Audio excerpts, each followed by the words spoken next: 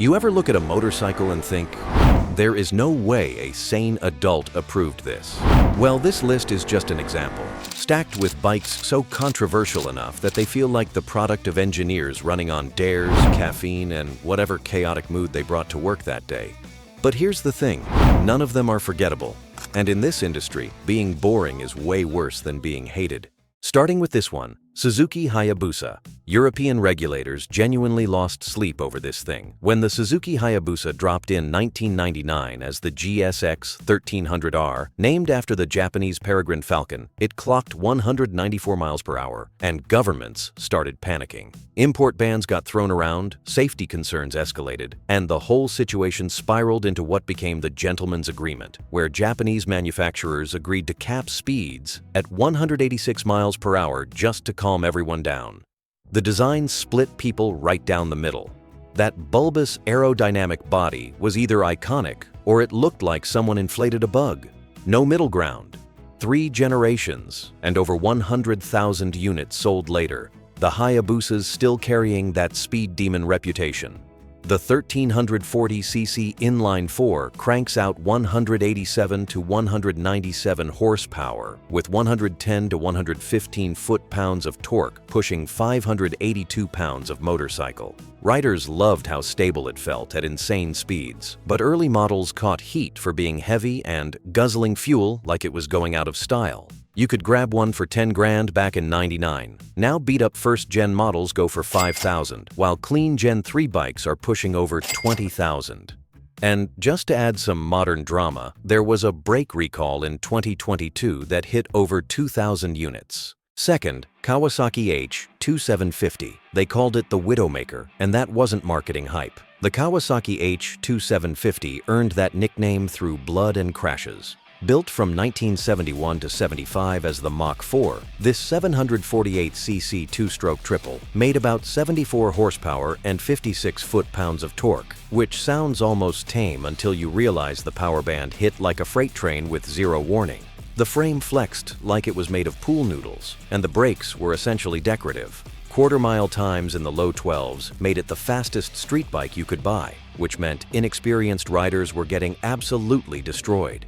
Power surges came out of nowhere. Handling was a suggestion at best, and the two-stroke engine pumped out enough smoke to make 70s emissions regulators furious enough to help kill it.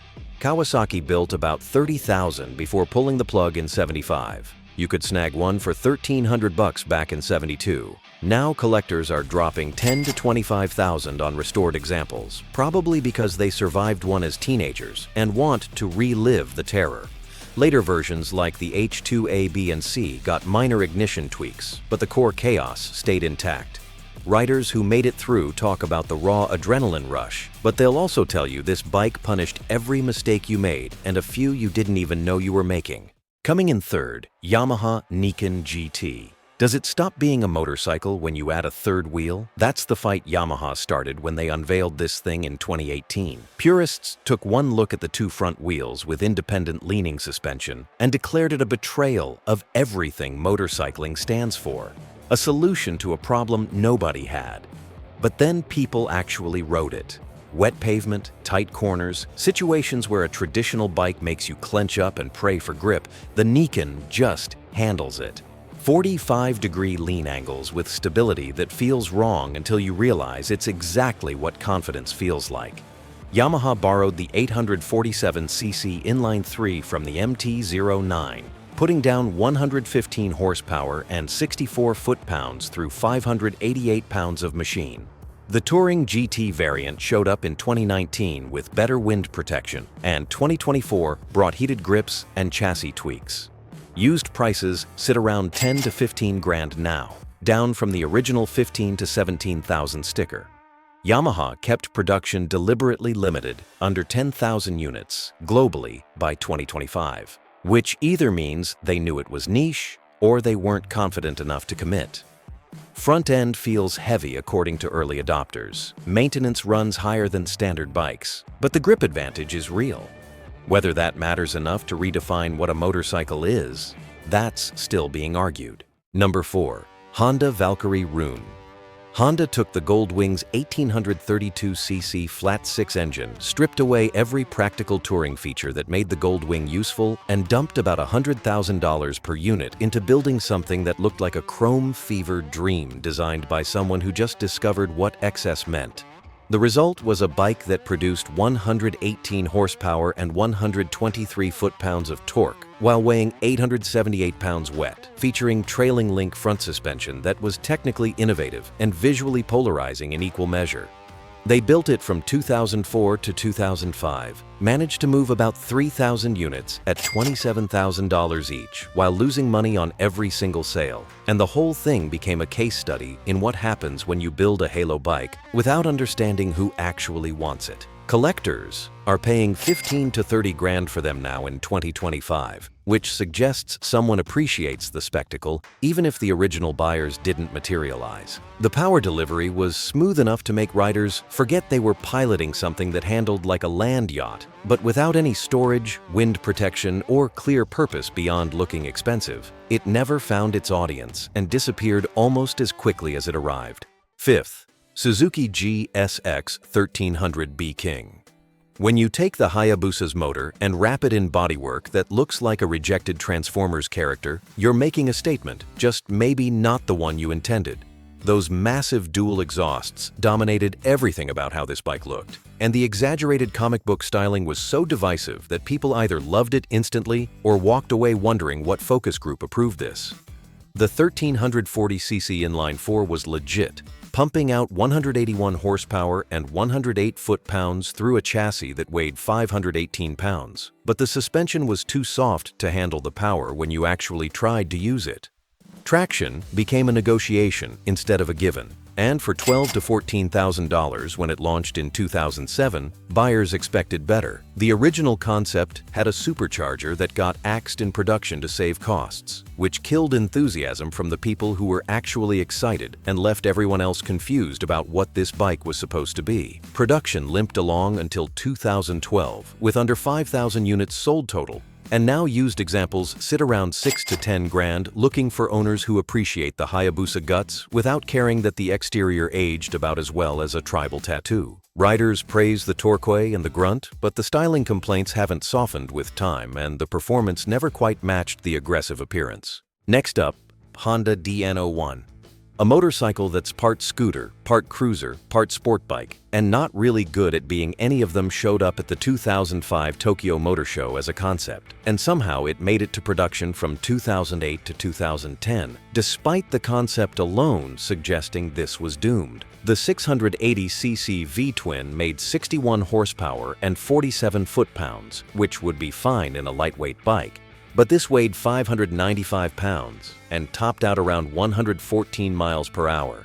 The human-friendly transmission was an automatic CVT with manual modes that added complexity to a riding experience that didn't need it, and the whole package cost $15,000 when it hit US dealerships as a 2009 model. The low 27-inch seat height made it accessible, but the limited storage and scooter-like ergonomics clashed hard with cruiser pricing, and buyers responded by not responding at all.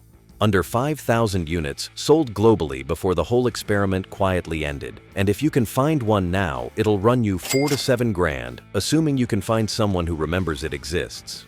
Riders who actually spent time on it praised the smooth ride and easy urban handling, but early transmission glitches combined with the fundamental identity crisis meant this bike never stood a chance of finding its market. Seventh on the list, Bimota V2A. This was supposed to be the future of motorcycling, the first fuel-injected two-stroke road bike combining Grand Prix performance with street legality. Development started in '93, production kicked off in '97, and within months it collapsed into one of motorcycling's most spectacular failures. The 500cc two-stroke V-twin claimed 110 horsepower and 59 foot-pounds at 385 pounds, but getting it to actually run was a different story. Power surges, stalling, oil leaks, seized pistons, and fuel injection so poorly calibrated that riders couldn't keep the bike running long enough to see whatever potential existed underneath. About 340 units got built out of a planned 500, including 21 Evoluzione models and later Trofeo track versions, where they abandoned injection and went back to carburetors. Original buyers paid $25,000 to $34,000, over 50 grand in today's money, and lawsuits started immediately. Refunds got issued. Bimota went bankrupt in '99 before revival, and the V2 became a warning about overpromising revolutionary technology. Collector values now sit between $15,000 and $40,000 for examples that function or can be restored with significant effort and patience. Number 8. Dodge Tomahawk. A Viper V10 engine making 500 horsepower and 525 foot-pounds of torque. Claims of 420 miles per hour, and zero chance of any of it mattering because this thing couldn't function as an actual motorcycle.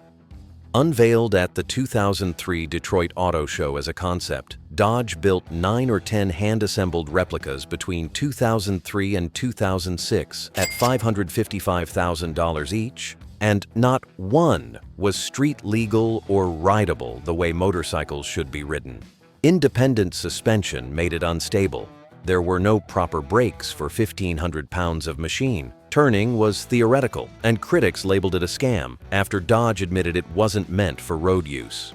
Company boss Dieter Zetsche rode a prototype slowly across a stage once, but testing showed it couldn't safely exceed 60 miles per hour without becoming an expensive way to die. The rare replicas that exist now fetch over 300 grand at auction from collectors wanting the spectacle, but calling it a motorcycle stretches the definition when it can't do what motorcycles do. Coming in at number 9, Harley-Davidson V-Rod. Harley teamed up with Porsche in '99 to develop a liquid-cooled Revolution engine, and when the VRSC family launched in 2002, traditionalists had a meltdown. The 1130 to 1250 cc liquid-cooled V-twin made 115 to 125 horsepower and 85 to 87 foot-pounds with 0 to 60 in 3.5 seconds. Genuinely impressive performance that meant nothing to purists who cared about one thing: it didn't sound like a Harley. That air-cooled potato-potato rumble defining the brand for decades was gone, replaced by something smoother that hardcore fans called an insult. The dragster-inspired styling attracted younger riders wanting performance, but alienated the core base who insisted this wasn't a real Harley. Production ran through 2017 with over 100,000 units sold globally. Prices starting at 17 grand in 2002 before the 2016 V-Rod Muscle hit $16,849. Ergonomic complaints were common. And while it performed well enough to compete with Japanese sport bikes, it never fit the cruiser identity or won over skeptics wanting their Harleys to stay air-cooled and traditional. At number 10, Boss Hoss. Monty Warren built the first one in his garage in 1990 just to prove you could stuff a Chevy V8 into a motorcycle frame. And what started as a backyard experiment turned into a company selling bikes weighing over 1,100 pounds, making 350 to 445 horsepower from engines between 5.7 and 6.2 liters. The controversy wasn't subtle. Critics called it a car on two wheels, complained about extreme weight making it handle like a barge, and pointed out environmental impact from fuel consumption that made gas stations profitable off one fill. Safety concerns were immediate because when you're piloting that much weight with that much power, mistakes don't offer second chances. Annual production stayed small and custom-oriented, with prices starting around $30,000 in the 90s and current models pushing $50,000 to $70,000 or more. Used examples float between 20 and 50 grand. Early tests showed wheelies and burnouts that impressed nobody who cared about what motorcycles were supposed to be. And one reviewer summarized it by saying it rides like a car on two wheels, which was either the appeal or the entire problem depending on whether you thought motorcycle purity mattered at all. Number 11, MTT Y2K Superbike. Marine Turbine Technologies decided a jet turbine engine belonged on a motorcycle, and in 2000 they introduced the world's first turbine-powered street-legal bike with a Rolls-Royce Allison 250 turbine, making 320 horsepower and 4 125 foot-pounds. The noise required ear protection, exhaust ran over 1,000 degrees, and could cause serious burns. Fuel efficiency was 2 to 5 miles per gallon from a 5-gallon tank, and claimed top speeds over 250 miles per hour made it unusable on public roads or most tracks. Original price was $150,000 to $185,000 in 2000, Current custom builds exceed 300 grand, and it holds Guinness records for most expensive and powerful production motorcycle. Limited production meant under 100 units total by 2025. Celebrities like Jay Leno own one because the spectacle is undeniable, but practical complaints are endless. Acceleration feels explosive, but you can't ride it for more than short bursts before heat, noise, and fuel concerns force you to stop. It's a fire-breathing novelty proving turbines work on motorcycles while simultaneously proving they probably shouldn't. 12th on the list, Suzuki RE5. Giorgetto Giugiaro designed it. Suzuki licensed Wankel rotary technology from NSU, and from 1974 to 76, they produced about 6,000 units marketed as the future of motorcycling before it became a cautionary tale. The 497cc rotary made 62 horsepower and 55 foot-pounds at 573 pounds, which wasn't the problem. The problem was reliability. Apex seals failed constantly. Overheating was common, oil consumption was absurd, and fuel efficiency hitting 10 to 20 miles per gallon during the 70s. Oil crisis made it economically painful to own. Emissions regulations tightened right as this launched, and the RE5 couldn't comply without expensive fixes Suzuki wasn't willing to fund. Original price was $2,575, about 15 grand today, and collector values now range from $8,000 for projects to over $20,000 for restored examples. Riders appreciated the turbine-like smoothness and lack of vibration, but maintenance required specialized tools and knowledge most shops didn't have. Jay Leno owns one and calls the ride experience unsuccessful in market terms despite the engineering ambition, which summarizes the whole experiment perfectly. Number 13. Morbidelli V8. The ugliest bike ever made, according to critics who saw Pininfarina's styling and wondered what went wrong. $50,000 to $160,000 for something that looked like that, and only 4 prototypes ever got built before the whole project collapsed under its own ambition. Giancarlo Morbidelli wanted to build the ultimate underdog story against Japanese manufacturers in '94, an 848cc liquid-cooled V8 revving to 11,000 RPM, making 120 horsepower in a sport tourer package. Guinness called it the most expensive motorcycle in 2001, but expensive didn't mean desirable. The ergonomics punished riders, instability at speed made the performance irrelevant, and testers like Alan Cathcart praised the smooth power delivery while simultaneously pointing out nobody would pay that much for something so flawed. High costs and non-existent sales contributed to Morbidelli's decline after their racing glory faded, and now the few surviving examples fetch $100,000 to $200,000 at auction from collectors buying the story instead of the experience. It symbolized boutique excess solving problems nobody had while creating new ones nobody wanted, a cautionary tale about ambition without market reality. 14th, Piaggio MP3. You can ride it with a car license in Germany and most of Europe, which tells you everything about why motorcycle purists hate it. The 3-wheeled scooter with 2 tilting front wheels launched in 2006, and classification debates started immediately, because anything you can legally operate without learning to balance on 2 wheels isn't a real motorcycle, according to people who think earning it matters. The leaning front suspension provides up to 40% better grip in wet conditions, and the 300 to 500cc engines making 22 to 44 horsepower push, between 485 and 562 pounds. Over 250,000 sold globally suggests plenty of people don't care about the purity argument, and current models like the MP3 310 and 530 HPE run $6,500 to $12,000 with tech like keyless start and high-performance engines. The fundamental question is whether making motorcycling safer and more accessible is progress or just removing what made it special. Reviews praise the technology and stability while questioning if it's too easy and kills the thrill that defines riding for people who actually care about what motorcycles mean. Rounding out at number 15, Polaris Slingshot R. Is it a motorcycle or a car? The answer is neither and both, which is exactly the problem or the entire point depending on who you ask. 3 wheels, a steering wheel, car-like seats with seatbelts, backup cameras, an open cockpit with 0 rollover protection, and a 2.0-liter inline-4 making 203 horsepower and 144 foot-pounds, pushing 1,740 pounds to 60 in under 5 seconds. Most U.S. states classify it as an autocycle, meaning no motorcycle endorsement required, but helmet laws vary. And that classification confusion is where the controversy lives. Polaris launched it in 2015 with over 150,000 sold worldwide. Current models starting at $34,999 for the R manual and climbing past $38,000 with options. Used earlier versions go for $20,000 to $30,000.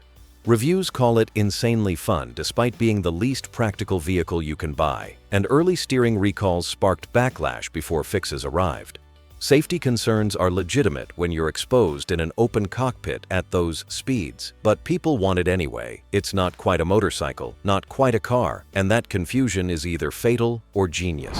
If you made it this far, you've basically survived a tour through the most chaotic ideas ever put in motorcycle history. Whether you loved these bikes, hated them, or just enjoyed laughing at the decisions behind them, you can't deny they're unforgettable. And honestly, that's what keeps motorcycling interesting. If you want more content like this, hit that subscribe button so you don't miss the next list, and drop a comment telling me which bike on here you think never should have made it past the sketchbook. Hit that notification bell and see you in the next one.